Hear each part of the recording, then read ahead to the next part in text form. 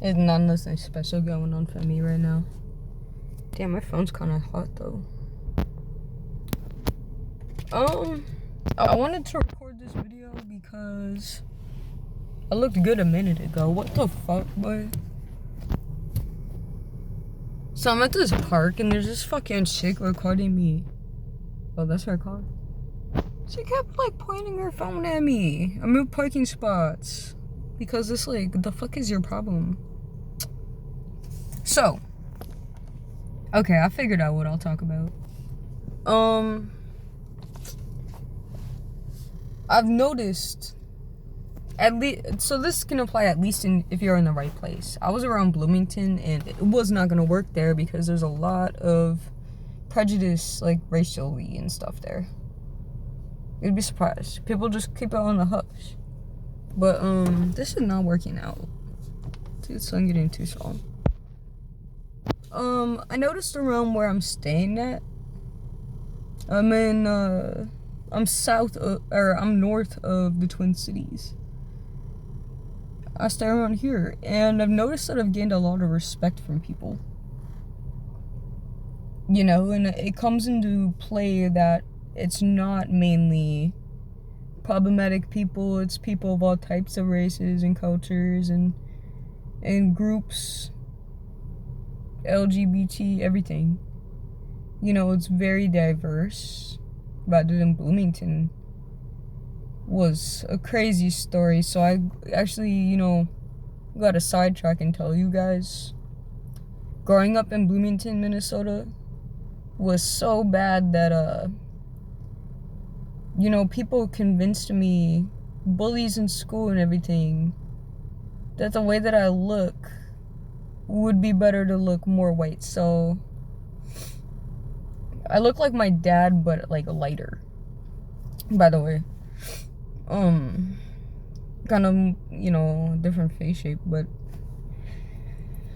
I would until like a few months ago, I had to really do some work on myself mentally and overcome the fear of my bullies. And I come to terms with it. I would stick out my jaw for over a decade, since 6th grade.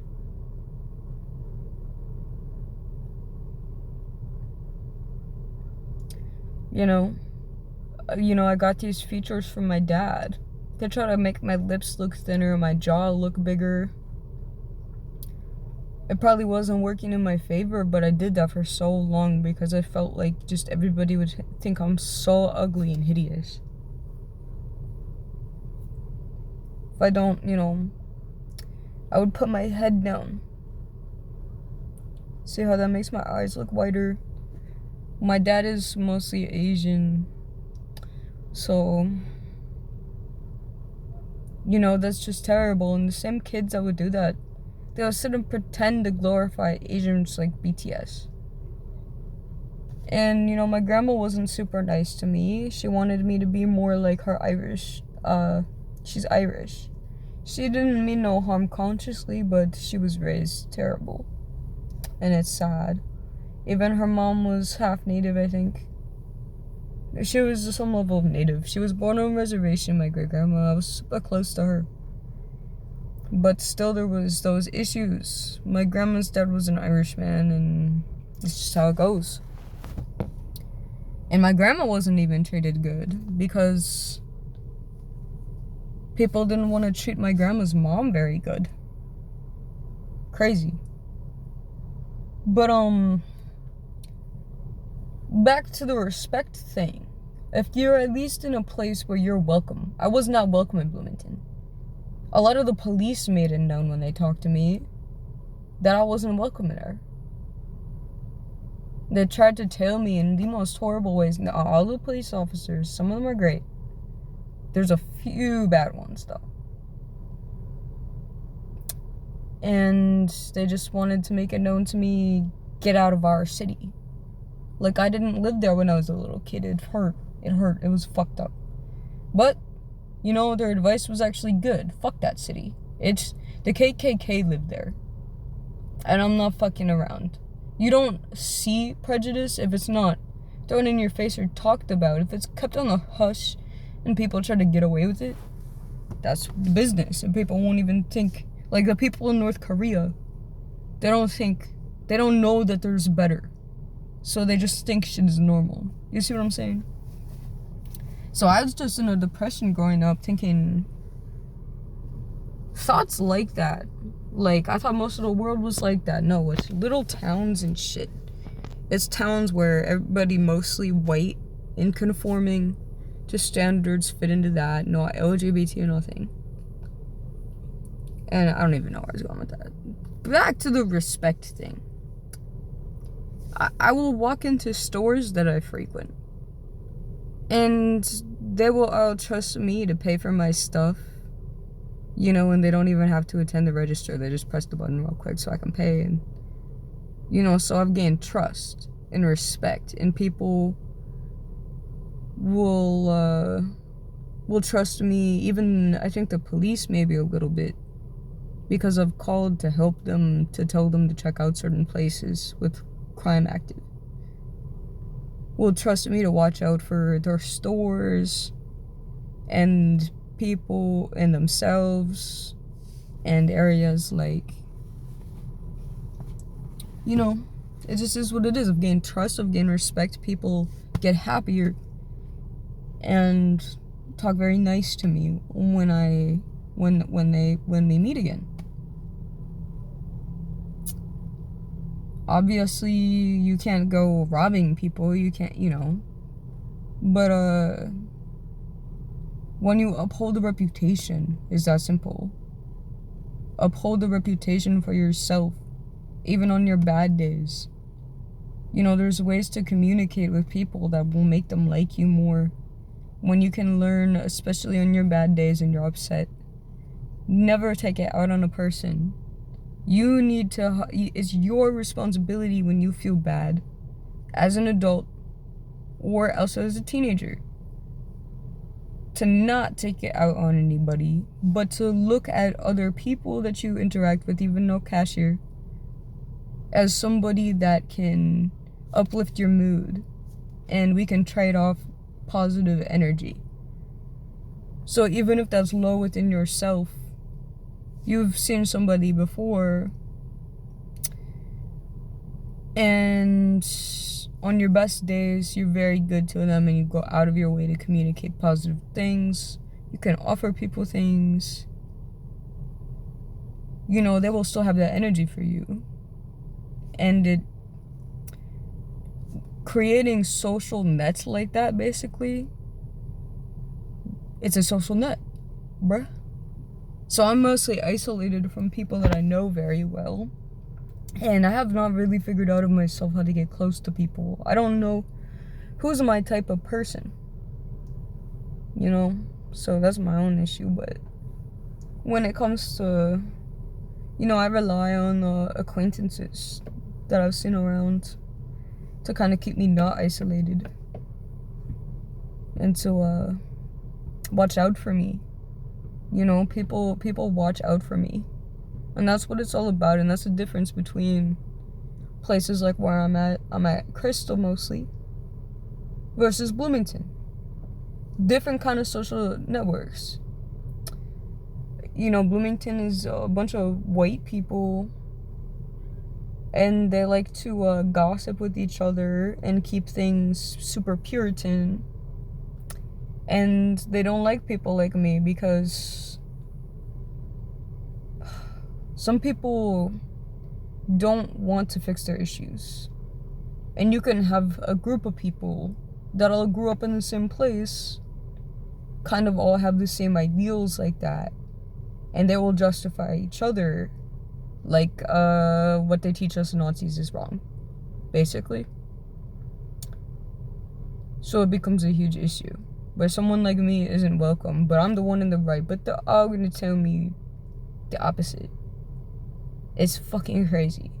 Versus over here, I'm the opposite of a problem, and everybody else is the opposite of a problem and doesn't put out negativity. It makes no sense to me though how some people can't grasp that. If you're watching this, please don't find yourself in the trap of being within a social network that's convincing you of things that might not necessarily be for the greater good to have those mentalities or ideals. Just because a group thinks a certain way does not fucking mean that it's correct. You know?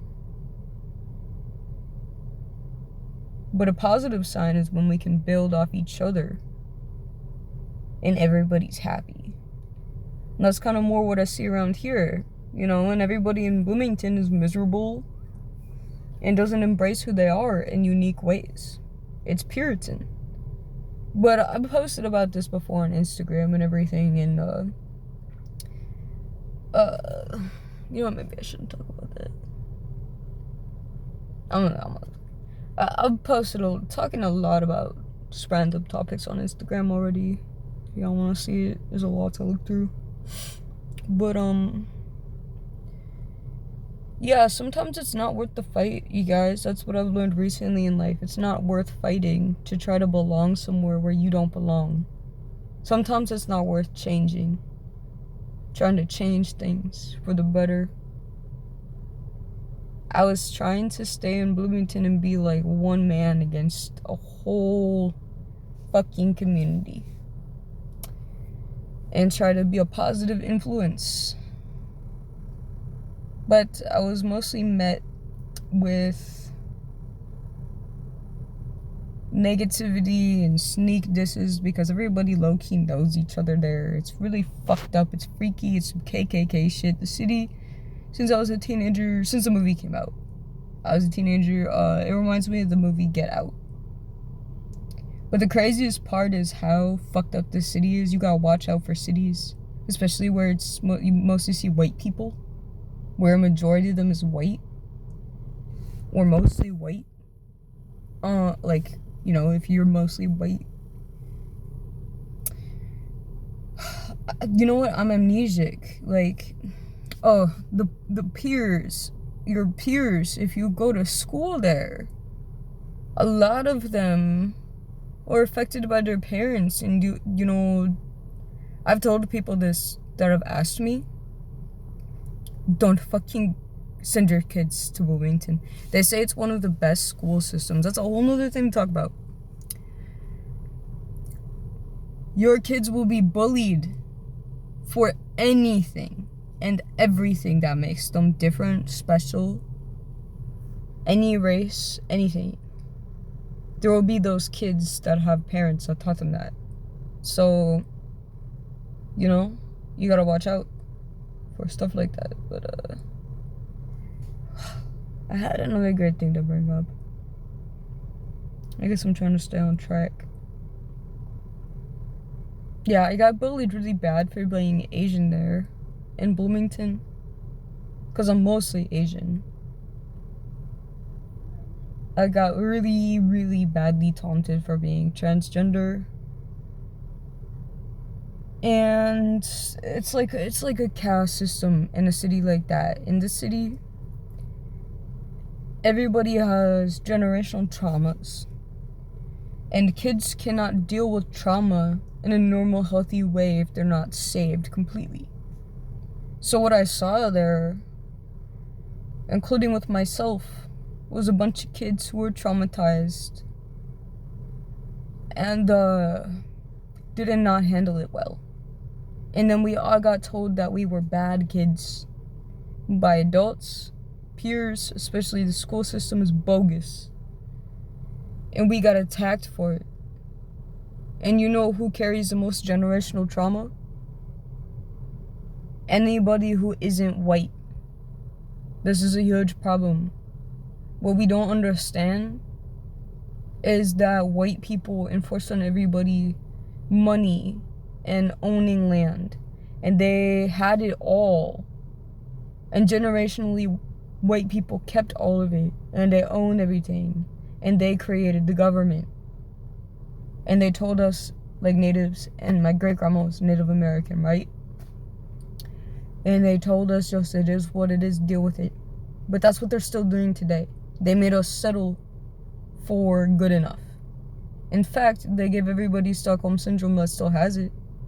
It could not be better than this. This is a system that they created to find a way to make everything fair for everybody. But not fair. The police right behind me. You guys, when you see the police, some of them really good people. You got to salute them, and you know, we need to support people in a way that enforces that they should feel comfortable doing their job in a morally correct way. So I support them, and I will attack them if I see them doing wrong. But I will give them all my support. Otherwise, that's how I feel right now in life. But anyway, dude, I forgot what I was saying. But oh yeah, what they created all of this, right? And you know, everything's passed down through generations. So everybody else who didn't have privilege, the misfortune it caused has been passed down generationally. That's why it's important for black people who had ancestors that are slaves to get, is it called reparations or whatever? Something to make up for it. Because they say black people are a problem, they live in poverty, there's the hoods, and all this shit. Why do you think that why do you think the pattern of things occurred the way it does? That's the government's fault and white people's fault. Don't say anything bad about black people or anybody else living like that. Because, like, 99.999% of the time, guess what? It's because of generational things from the past. The past is the cause of the present. So in order to make the present something more positive, we have to focus on reshaping based off the past. Right? And that's just what I see. Right? So, ideally, in my head, it would be completely shutting down the government, taking back the land, fixing nature, because they make us pay for things that we didn't have to pay for before.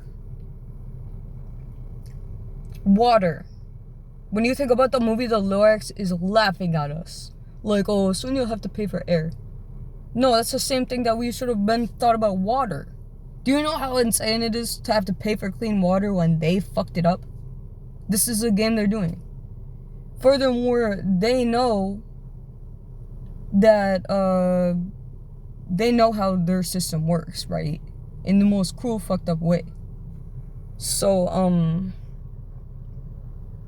I forgot where I was going with that.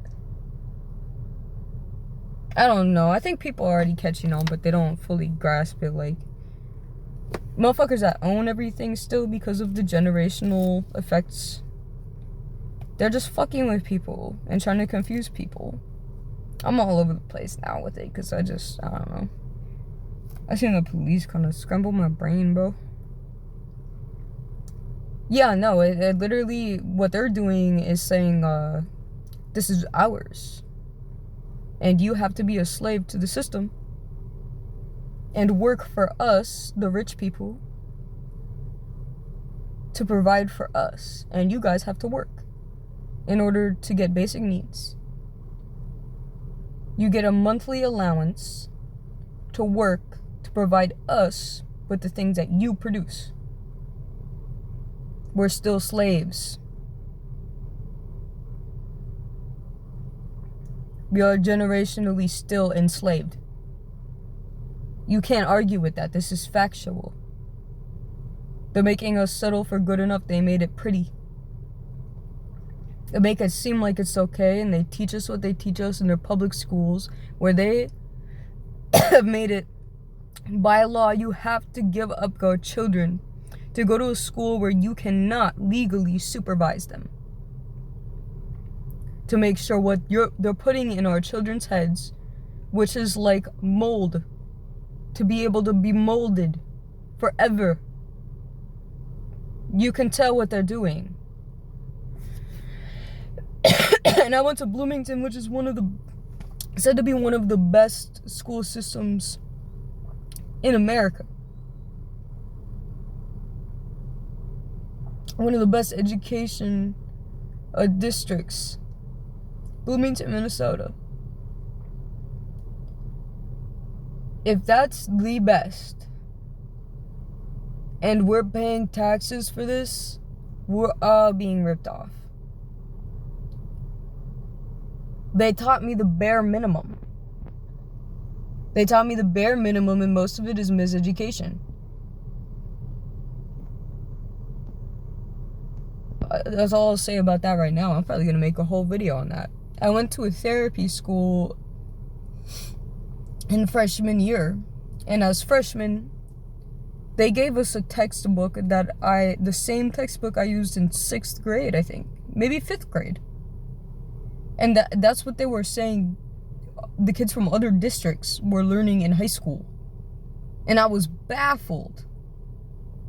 I said, that's how bad the school systems are generally? Because this is elementary stuff.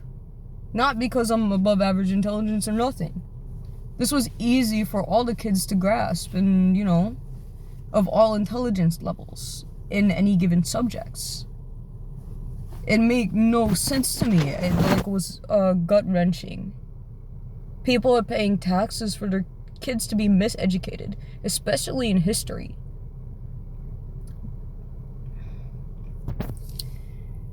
It is this pretty much the same thing as whatever it's called that they put the native kids in.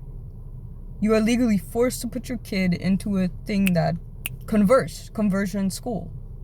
The main thing that they're teaching us is the main thing that they're retraining our brains and teaching us is different ideals on life and how life works. That's the main thing that in every subject, in every class, they're putting in our heads, even art class. Even during lunchtime. If you don't have lunch money to eat, you don't eat. They're putting negative ideals into a kid's head. And the thing that all teachers will tell you when you ask or bring it up is that there is no such thing as paradise. There's no such thing as anything better than the system that we have in America. How foolish is that? How dare you tell children that? And the teachers will get mad and enforce that ideal into you and try to argue with you if you argue. You cannot prove that. In fact, you can disprove it. Because you know what is better than this? Living before these societal constructs where there was no starving children, we could go grab food off of a plant and eat. We could go drink from a water source. Now there is children and animals alive getting beat because of the oppression the system causes. It puts stress on the parents because you have to pay for everything. They make it so expensive. The parents weren't even fucked up, but they accidentally abuse their children because they're so uptight about it. Can you believe it? This is 23 minutes. I'm gonna make a million other videos talking about this bullshit. All it takes is for us to give the government and all those people and the rich people the same energy they gave us all this time. Oh, it's ours. We tell you what this is. We tell you what to do. We'll justify it for you and you can just listen. No, all the companies that say they own our land and our resources, their people took from us. No, it's ours. So, you listen to us. My tax money pays for the police officers. Our tax money pays for ICE officers to fuck with our family members and friends. You get it? The energy people are already beginning to put out and things people are kind of beginning to grasp is what I'm talking about. People just need to get a little more organized. And there needs to be people like me talking about things in a way that actually makes sense, in a way that's actually accurate. Because there's a lot of people that try to talk about this shit, especially on TikTok, and why I refuse to go on TikTok.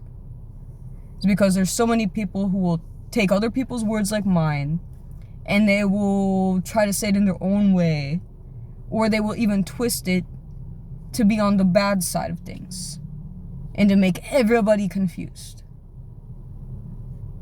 So,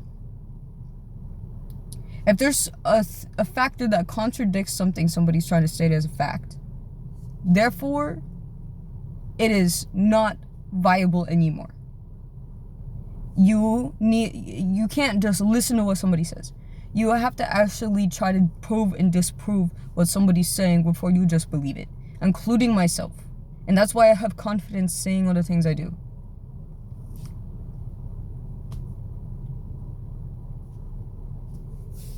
Things need to be fixed though. I'm gonna leave it like this.